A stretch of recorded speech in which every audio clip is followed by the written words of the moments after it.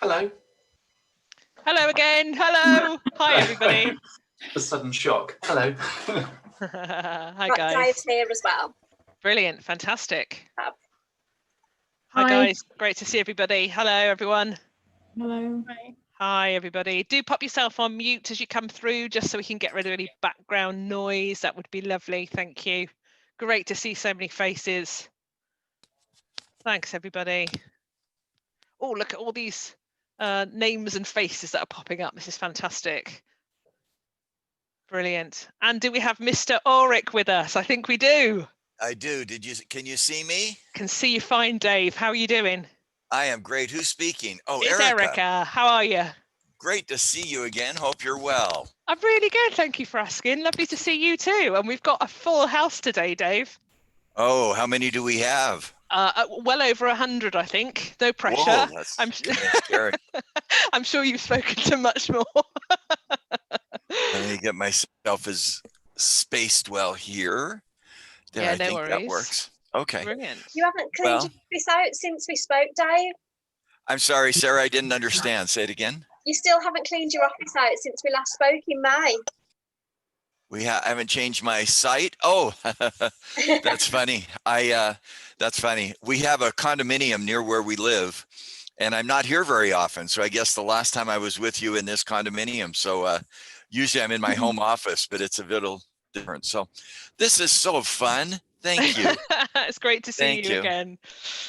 Sarah, it's good. Thank you for all your coordination. You are just incredible. This is a shout out to you and to the good work you're doing. So brilliant. Very well done. You. It's great to hear it from you. It means a lot. Super. Certainly does. And it's great to see everybody joining us again. Thank you so much, everybody, for joining us. We are now on the hour at 2 o'clock and we are recording the session. So we've got an opportunity to watch back this session as well. So, do pop yourself on mute, guys, if there's background noise. Cool.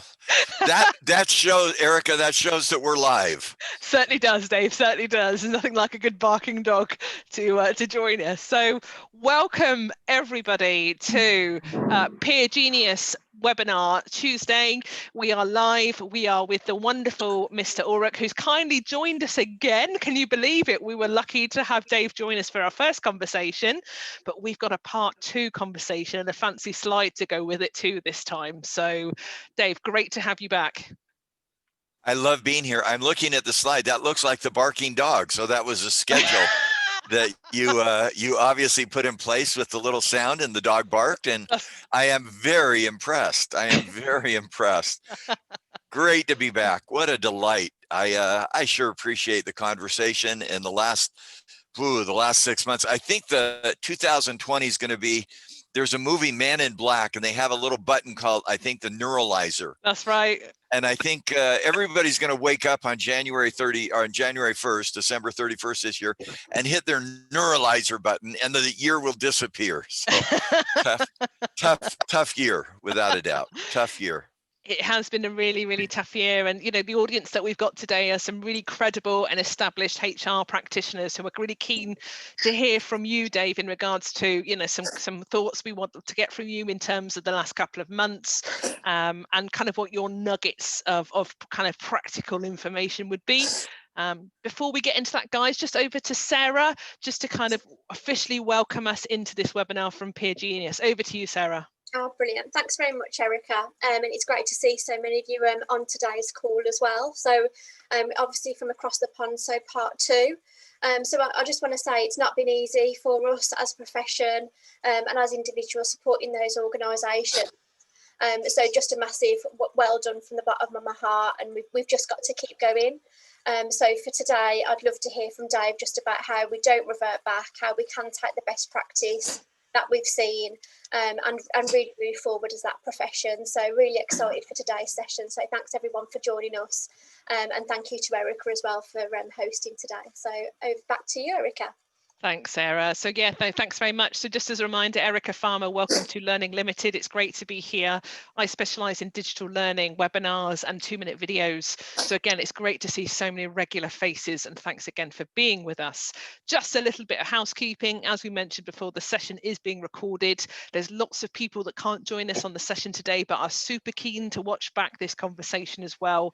And you'll have access as well for that. If you have any questions for Dave, which I'm pretty certain you will as we go through the conversation, do pop yourself on mute and pop your questions into the chat, and we will ask Dave as many questions as we can in the next half an hour. I hope that's okay for everybody, and we're good to get started. Guys, do pop yourself on mute so we've just got no background noise as well. Thank you very much. Right, should we get started? Yeah. Ready to go, Dave? Here we go. I'm not Okay. muted, so that's good. Yeah, it's a good job, really, isn't it? So as Sarah just talked about, we know, and you know, and I'm sure you're talking to lots of people about this, around just the challenges we've had, particularly since we were together last time, coming back kind of 3 or 4 months later. And what we want to hear from you, Dave, is how do you think we can evolve as a profession in HR? And, you know, we don't want to do that pinging back. We're hearing from CEOs and people that we're talking to go back to the good old days, as it were. But what can we do to kind of remain competitive and help drive that remote workforce? So what are your 3 tips, Dave, that you can share with us?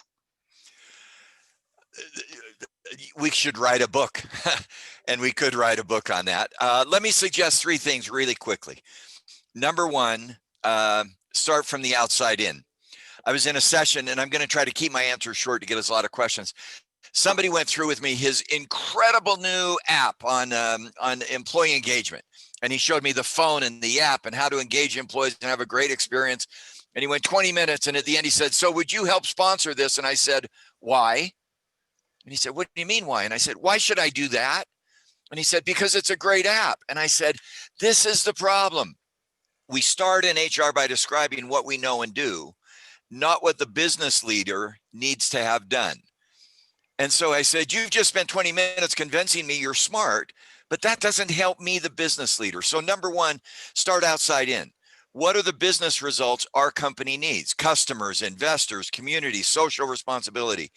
Number 2, link what we know and do to those results. And in a simple way, I believe there's 3 things we deliver in HR: talent, my fingers; organization, my fist; and leadership, the combination. So when I sit down with a business leader, I think and I'm only going to give 2 tips for sake of time, Erica. You said 2 minutes is all your videos are, so I'm going to try to keep my. So when I sit down with a business leader, my first question is, tell me what challenges you face. What is your scorecard?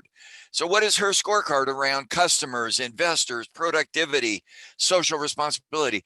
Number 2, can I help you with talent, leadership, and organization? I should keep doing this: talent, organization, and leadership, to make that happen. And here's a quick example. A week ago, somebody posted on LinkedIn, and I post a lot on LinkedIn. Dave Ulrich said our people are our most important asset. By the way, everybody in the world has said that. I think we could say Kate Bennett said that. That was just for Kate so that she pays attention. Hi, Kate. And by the way, I said, that's not what I said.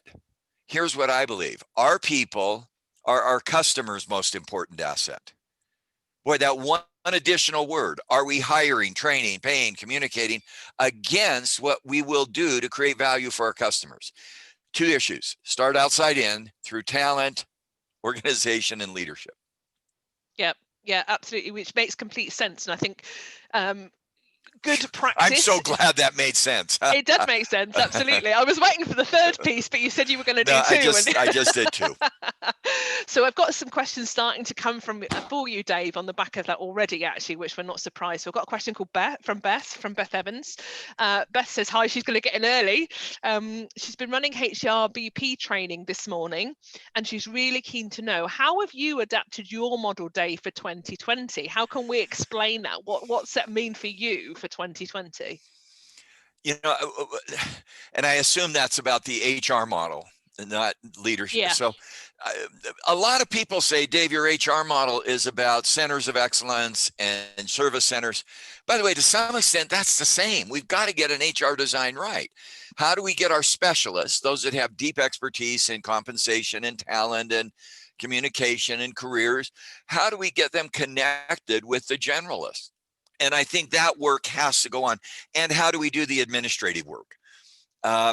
There's two ways we've adapted the model. One is when we're trying to build, Beth, an effective HR department or effective HR, it's not just about the design.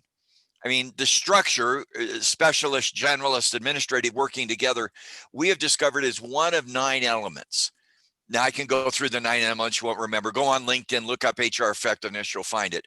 But I think the adaptation of the model is HR effectiveness is not just the structure, not just the governance. How do we get specialists and generalists and administrative work done?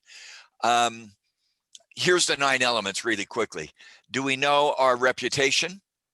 Do we know our customers? Do we know our purpose? Do we know our HR design? Number 4. Number 5, do we build the right organization in the company? Do we create good talent and organization? Number 6, do we have the right analytics? Number 7, do we have the right HR practices? Number 8, do we have the right HR people? And number 9, does HR work well together? Now I can go into detail on any of those. But Beth, what I would say is the HR design is an important piece, but it's not the only piece. When I go visit a company, I visit HSBC. I don't say, wow, I'm going to go in because of their structure. HSBC has got a great organization structure. I love their chart.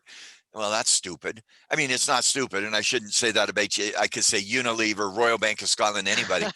But I don't get attracted as a customer to the company because of their structure. I get attracted because of their reputation, their purpose, how they serve me as a customer, how they deliver the organization for me.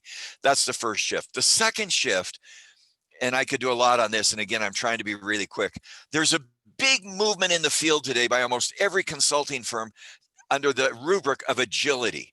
Throw all of the HR stuff, the centers of expertise specialist work and compensation and careers, and the administrative work, throw it into a big pool and then allocate it. I'm going to disagree. I think when you throw everything into a big pool and you marble everything together, you lose effectiveness. You lose effectiveness because the day-to-day stuff's going to outdo the strategic stuff. And so I still believe you've got to keep 3 things separate. The generalists who work in a business unit, a functional unit, a geographic unit to help that business succeed in the marketplace. The specialists, whatever you want to call them, who have deep expertise and talent and org development and compensation, and the administrative work. When you throw all of that into one big pool, it's kind of like going to a I love to think of metaphors. I'm not sure if any of you have ever made stew with all the leftovers in the fridge. Mm-hmm. So you go to your fridge and you got macaroni, you got some meat, you got some of this, you got some vegetables, and you say, oh, I don't know what to do with these leftovers. It's the 3rd day. I better eat them quickly. So you throw them all into a stew and you kind of lose the flavor. And I get worried that that's one of the directions I see the HR redesign people going. Is one big pool of a whole bunch of stuff and they marble it together. I think we need to dissect it and then pull together it's better to have a plate with meat, vegetables. I've never used this metaphor before and I never will again, but it's better to have it may be better to have a plate with meat and vegetables and salad rather than throw it all into one big stew where it loses its flavor. Mm-hmm. Beth, those are the 2 agendas, 9 dimensions. And the other is don't just create one big stew. Is that okay, Beth? Thank you. Brilliant. So thinking about that HR model and the generalists then, Dave, what are the key skills that our generalists now need considering where we are or where we were? Question. Just a bit of noise in the background, guys. If you just pop yourself on mute, please, that'll be great. Thanks. Erica, you are really good at this moderation. Moderation. You're good at moderation. You're good at moderating. I'm sorry. I don't know exactly. How's that for a really honest answer? We are just starting 2 weeks ago, the 8th round of our HR competence study. And so for free, go in rbl.net, look up HR competencies. You can get 10 people in your company to get a free 360, and they will get a competency report. We'll amalgamate that. Here's the 5 things we're looking at going forward, and I don't know which one's going to pop out. Information saliency. How do you separate, how do you make sure in HR in these changing times, we source information and we use information to make guidance, not just to do a dashboard? Number 2, how do we separate signal from noise? Right now, I'm overwhelmed with noise. I get emails galore. I get invited to things. How do I know the key signals that I better pay attention to? For example, in the United States, and I don't know the UK as much right now, if you don't pay attention to diversity, equity, and inclusion right now, and some of the racial issues, you're going to get in huge trouble. So how does HR separate signal from noise? How do we manage uncertainty? One of the things I'm really frustrated with right now is people say, tell me the new normal. Or they say, I know the new normal. As soon as somebody says to me, I know the new normal, I'm going to turn around and run. Actually, at first I'm going to say, so you must be incredibly rich. You know what the new stock prices will be. Can you tell me? Because you know the future from the present. I don't think we know a new normal. I think we live, number 3, in a world of continued uncertainty that we just simply don't know how to deal with. And so harnessing that uncertainty is a skill that I think last round we found navigating paradox is a key skill. This round, I think, by the way, I don't know, we'll find out. We'll get data. Join us in the study. I think harnessing uncertainty is going to be a key, and we have some details of that. Number 4 is providing guidance. And I hope we have a little time to talk about that. I think in the HR space, we have been very descriptive. Here's the culture. I got a heat map. It's these dimensions. Here's the leadership competencies you have. And here's how you compare against best in class. I think we got to go beyond that to provide guidance. Which competencies should you focus on? Which cultural attributes should you focus on? I think it's now time for HR to move from descriptive work to prescriptive work. And number 5, the things we're studying. And by the way, I know we've missed some. I'm not defensive, but these are the 5 things we're looking at in this new research. It's done by Mike Ulrich, our son, and Pat Wright, who's the best HR scholar in the world. The last one is social citizenship. How does HR play in an increasingly transparent, socially responsible world? So those 5 things, I'm not even going to try to do them again because I'll forget them. But those are the 5, well, information, sourcing and managing information asymmetry to get new information, noise from signal. I love that one. I don't know how to do it. It's a tricky one. Uncertainty, guidance, and citizenship. Those are the things we're looking at now. Yeah, brilliant. Thanks, Dave. And a good question from Rupert there was asking about what your research areas are at the moment. And that top 5, I think, fits into that really nicely, right? We have 2 research areas, and I'm so by the way, it's a huge mistake to do 2 at the same time because we're confusing people. One is HR competencies that I just went through. The other is organizational guidance that I'll do it in a nutshell. Erica, you just won the lottery with 20 million pounds. Woo! She's happy. By the way, look at this. This is amazing. Here's the question. Where do I invest that money? By the way, that's a financial question. Every company has, and many of us, if we have a financial advisor, they have an investment portfolio. Do I invest in stocks or bonds, long-term, short-term, mid-cap, small-cap, blah, blah, blah, commodities? You know what? The field of HR has 4 areas they work in, and I'll repeat them again. Talent. There's a lot of things we do in talent. We have a lot of initiatives. We've identified 9 key initiatives in talent. Organizational capability building, we've identified 12 initiatives or capabilities. Leadership, we've identified 6 skills for leadership. And the HR, they're the arms that hold all that up. We've identified 9 dimensions, Beth, I just went through them, of good HR. That's 36 areas we in HR could invest in initiatives. Oh, that's a lot. Here's the question. Where should we invest a scarce resource? Should I do leadership training program? Should I do talent succession planning? Should I do talent acquisition? Should I do talent removal? Should I do innovation as a capability? We now have created what we call an organizational guidance system, which is simply an initiative portfolio that says, given the outcomes we want to create with employees, customers, investors, communities, where should we invest?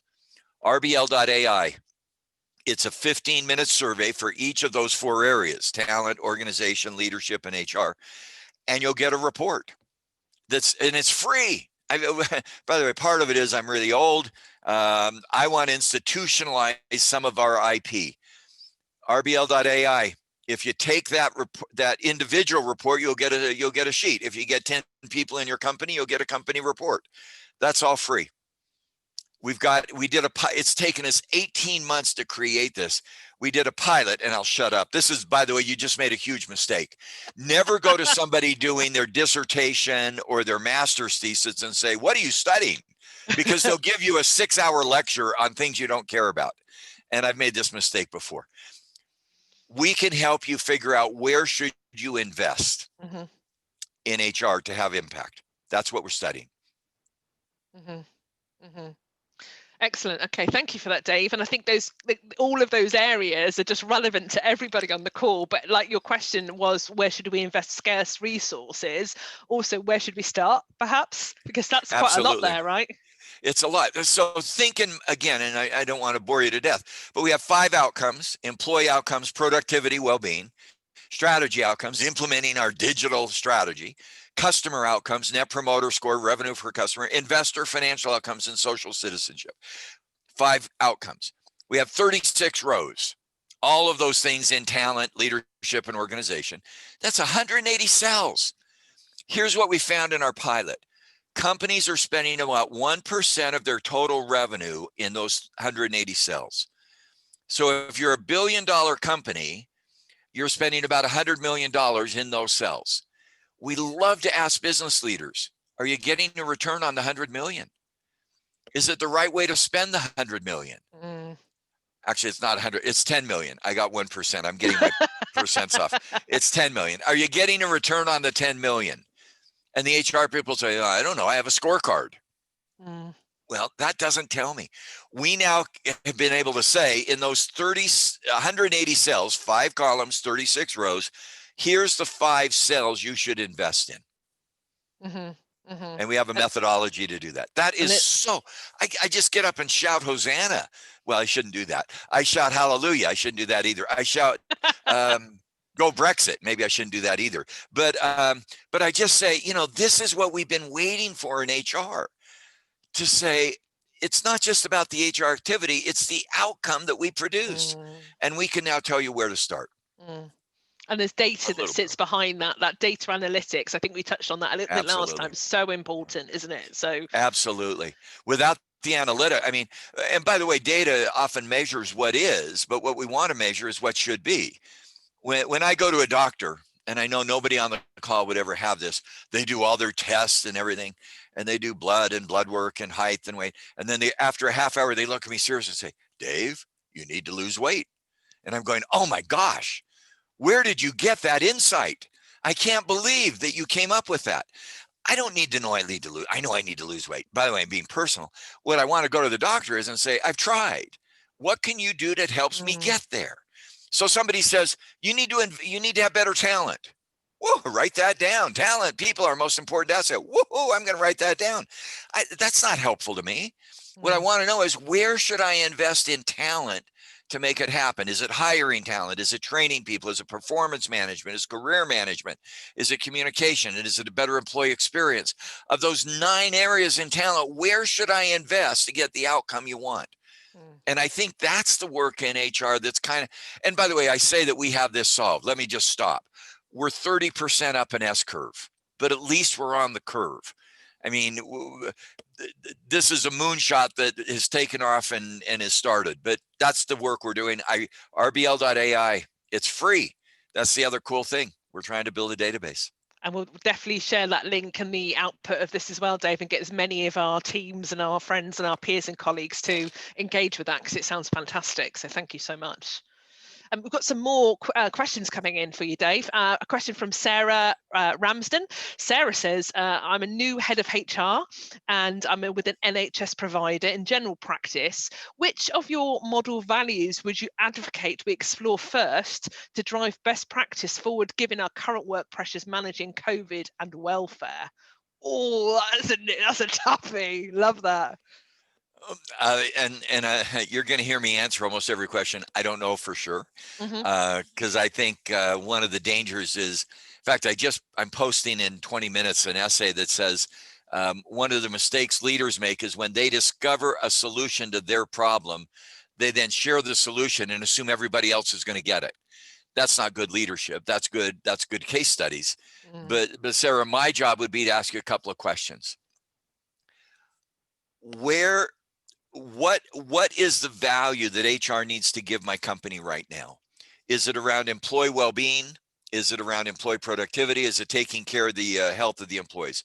Is it around strategy execution? Is it around, and I don't know, Sarah, your company, but everyone I talk to right now is we'll digitize everything. It's kind of like a strategy in the 70s and 80s. It's, strategy is the word. Now it's digital. Is it around better connection with key customers so that we get revenue from customers who are changing? Is it about profitability? Is it about social responsibility? I would start, Sarah, by saying, which of those outcomes are my business leaders most concerned about? And actually engage them in a conversation. One of the things, Sarah, that I think is really fun to do is to say, here's 5 outcomes, 5 members of a business team. Could you each divide 100 points as to where we should focus? And then put it in front of them and say, you guys don't have a clue. You guys and gals, I'm not being gender neutral. You executives aren't clear. You're asking us in HR to design an HR system when it's not clear what the North Star is. So my first job is to help you, which of those outcomes should get our attention in the short term. And it may be financial. I'm working with some companies, this COVID, and this is why it depends. This COVID crisis for healthcare, or not healthcare, for lodging, transportation, restaurants, entertainment, it's devastating. I mean, we talked to people in Las Vegas, their rooms are at 30 to 40% capacity. They're managing costs. I talked to a manufacturing firm yesterday. Because of the industry they're in, they just had to lay off 20% of their people. I know that's hard, but that's the reality that we may be facing. It may be the financial. For others, it's our customers are changing. They're now living in a digital virtual world. How do we adapt? So I try, Sarah, to start by getting clarity about the outcomes. Then second question, and I'm going to be redundant, what do we then need in talent, organization, and leadership to make that happen? Talent. Do we need to hire new people? Do we need to give better experiences? Do we need to build better incentives? What do we need as a capability? Anyway, let me stop with that. I could go further. That's probably where I'd go. Well, Dave, I think what you're answering is what people are asking, because we've got another question from Lynn that's very similar. How do we get our senior leaders to really listen, engage, and understand the value of HR? But I like the process that you just talked about, divvying up the points or whatever. Yeah. Well, let me say, I don't think we get them to listen and hear us. I think we have to listen and hear them first. And so the issue is, business leader, listen to me. I think the issue is, business leader, would you please help me understand your challenges? That value starts with the receiver. They're the receivers of what we do. I've talked about that a lot. They shouldn't be listening to us. We should be listening to them, and then repeat back. I like to move. I've tried lately to move from listening to hearing. I listen. Your words were in my head. Did I hear you right? This is what I hear you saying to me. And then the other cool thing that we can do in HR, and I've seen a couple of folks do this. Let's say your business leader says, gee, we got to work on customer service. Let's just pick that as one of those outcomes. Give me a week. And in that week, go look at what did she talk about in her comments, publicly and privately. Where has she spent her time about the business leader? Go back at the end of the week and say, last week we were here, and when you divvied up your 100 points, you put 60 of them around customers because that's so critical. In the last week, I've done a little homework. In the last 3 months, you spent less than 5% of your time with customers. In the last 5 talks you've given, I've done this content analysis, Wordle. I hope, is it Wordle? It's where you do the word print. I've looked at your last talks, I put them into a word print, and here it is, and customer shows up in little tiny words. You know, my feedback to you in private as a leader is your behavior is so loud that nobody, anyway, I think people have got it. You're saying customer, but you're not acting that way. Yeah. One of my favorite leadership coaching lines comes out of religion. Pope Francis is named after St. Francis. And again, you don't have to be Catholic to appreciate this logic. St. Francis was a wealthy man in the 1100s. And here was his line: I preach the gospel and sometimes use words. Now, let me take that line again. It's a great line. I preach the gospel and sometimes use words. You teach customers behavior and commitment, not by what you say. You sometimes use words. It's by what you do. Well, the better example, I don't know if anyone here has kids 8 to 12. Sometimes we say to our kids, clean your room, clean your room, clean your room. When our kids turned 8 to 12, they got a little snotty. Now they're in their 30s and their kids are snotty to them, and it's so cool.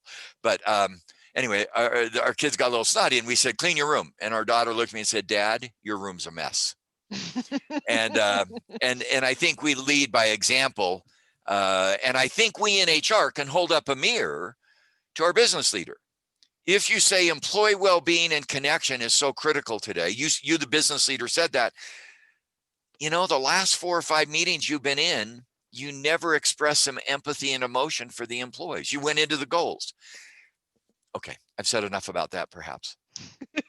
But again, Dave, you know, we've got some good questions, just very over time because we've got half an hour with you today on the webinar. I'm going to go quick. I'll go short. Tracy says, you think it's important to not listen only to business leaders, but also employees, which is exactly the point you were talking about there. Because if we only listen to the leadership team, could we be missing out on some great ideas? And how do we do both?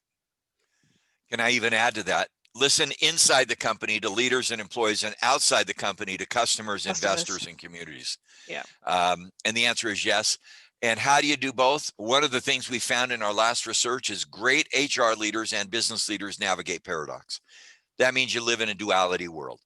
If you say, I am just here to serve the employee, that you'll fail because there's no marketplace. If I'm only here to serve the customer, you'll fail because there's not going to be any employees. So I think that just means allocating our time and attention to those multiple stakeholders. Inside the company, the employee, the business leader, and outside the company, the customer, the investor, the community reputation that we seem to have in our business. Yeah. Yeah, fantastic. Thank you. Thank you, Tracy, for that question. Great question. Very, very aware of time. We just quick wrap up, Dave, before we let everybody go today. What's the future? Oh. I know I'm kind of asking you to put your crystal ball in. Future of HR. No, I feel so bad. We're wrapping up. I had in my head we had an hour. I'm so sorry. I love to end every session and ask people, what was the best year of your life? And I may have done this in my other sessions. And they say, when I was 15, when I was in college. I think the best year of your life is the next 12 months. The best is yet ahead. So what's the future of HR? I think all of these combined crises, the global pandemic, the racial injustice, the immigration issues, the economic malaise, the political squabbles in America right now, I think they're all HR. They're all about people and organization, and more than we've almost ever seen. And so I think the future for HR is literally in our hands. Are we using people, organization, talent, organization, leadership? Everybody remember that stupid thing, but it's good, easy. Talent, organization, leadership to help my business be successful in the marketplace so that, and I'm going to end with this, we can create a place that's safe for people. We are in human resources. And I know I talk about business and results. I care so deeply about people, but the best thing I can give an employee is an organization that succeeds in the marketplace. Those companies that are laying off people because beyond their control, what a tragedy. Now it may have to be done, but how do I create organizations that succeed in the marketplace so that the people we care so much about can have a workplace that continues to work for them? I just, boy, do I hope we can make that happen. Absolutely. Dave, thank you so much for your time once again. It's absolutely flown. Thank you everybody for dialing in. Thank you for your questions. Please look out for the recording. Sarah, over to you just to close the session. Brilliant. Thank you very much. And just a wellbeing check-in, Dave. How are you, and are you okay? We are doing great. Thank you. And you, Sarah? Yeah, really good. Thank you. So my little dog's just sat underneath me. And are the grandkids okay? All doing all right? Oh, everyone's good. My mother, who's 91, 92 in a couple of weeks, is next door. That's why we have this second location next to her. And I was doing a session the other day and I said, look there's my mother. And she goes, no, don't show that. Because she doesn't know what I do. And she watched and said, I couldn't hear because I have a headset, but she said, that sounded interesting. So we are doing well. Oh. Although, let me be honest, it is a tough time. Yeah. Everyone I know, and everybody should raise their hands so that you agree with me. We're facing some emotional stresses we've never faced. Yeah. I'm facing them. My wife and I are 24 hours a day, 7 days a week for 7 months. And I said to my wife last night, I think I'm going to go up to the condo to be with my mom and help her with some stuff today. And my wife said, that's a good idea. I'm staying here. By the way, that was a piece of feedback. But yeah, and by the way, we have a great relationship.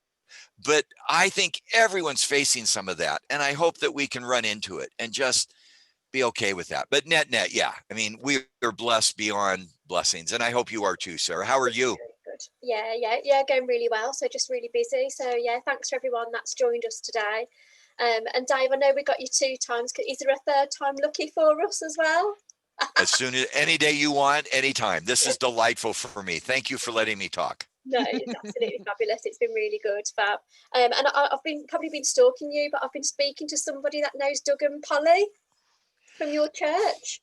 Yeah, absolutely. Say hi for me. Yeah. Say hi for me. I will do. I get worried when people say they're stalking me. So I'm not sure that's means the same thing on your side of the pond that it means on mine, but I will check behind me periodically. So I've been speaking to their son, Logan. So obviously he's in HR tech. Yep. Yeah, so he did say to That's me, great. mention Doug and Polly and you'll know who they are from your church. We are involved in our church, and I think whatever source of meaning you find in your life, and let me broaden that could be church, it could be nature, it could be music. That's one of the personal things, is find this setting and place where you can get that personal renewal. Yeah. Wherever that is and whatever it is. And I wouldn't impose I hope I said that. I'm posting in half an hour. Don't impose my solution to those emotional issues to you. But I would beg you, us as HR people, help people find their solution to the emotional struggles. And then cherish that, because when we find that, it's so helpful. So that's, we each find our, what do you do, Sarah, to find your emotional reserve and emotional well-being? Yeah, so for me, it was just like my purpose. So last Tuesday was the first time that I struggled. So working for myself, and I've just started working with Kate and was like, I'm really struggling today. But it's because my webinar was at 4 o'clock and not my regular 10:30. So what I give a lot to the HR community, but actually what I get back, not having that day, I really struggled with. So as long as I've got my purpose, Nice. So it wasn't until it had gone that I struggled to say, actually, what is it that's missing today? Because at 5 o'clock after nice. the webinar, I was geared up to go. So I was just like, oh goodness, it's time. Well, and again, we each find our own. One of the things I hope in HR we can do is help people find a safe place to have that. One of my closest friends and partner called last week and said, Dave, I need to talk. What's going on? He said, my mom just found out she had cancer. You know what?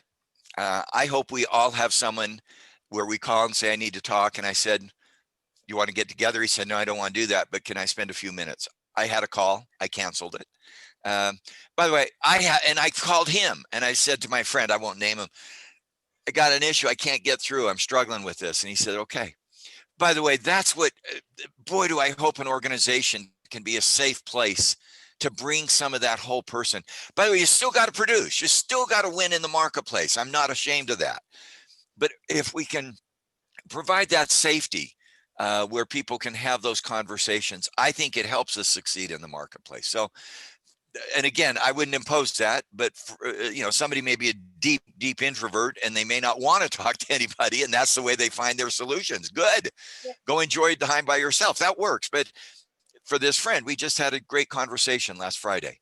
And now it doesn't take away the pain of having tragedy in our lives, but at least find what works for you. So, boy, Erica, we're going to do part 3 right now. Woo! Let's do it.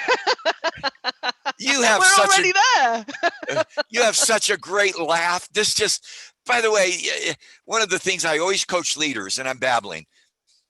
When So I don't somebody babble leaves, away. when somebody leaves an interaction with you, do they leave feeling better or worse about themselves? I think that's one of my favorites and simplest leadership tests. Well, how do I calculate that? You don't calculate it, you feel it. Even in bad news, even if you got to let somebody go. Did you do that? And I worked with a woman.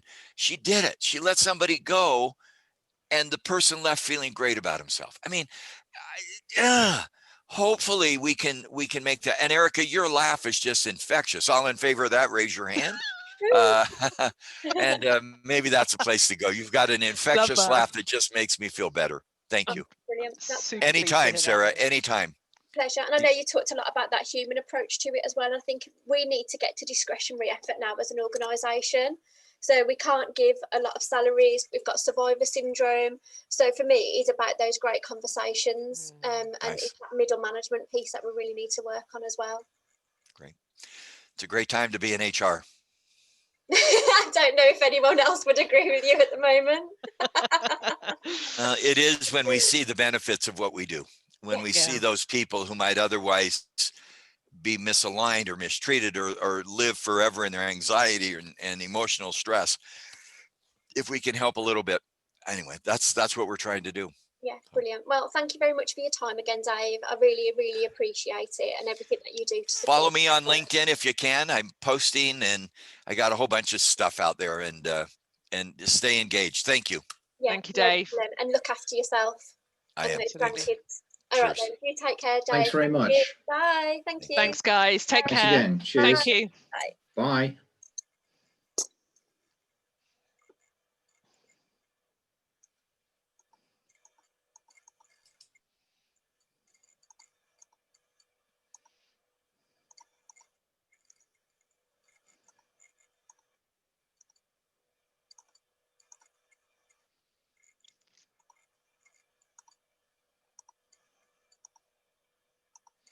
Thanks, guys. Do feel free to leave the session now.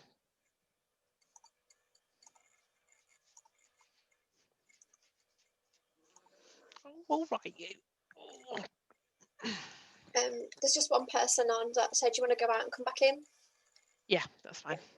And UK, yeah.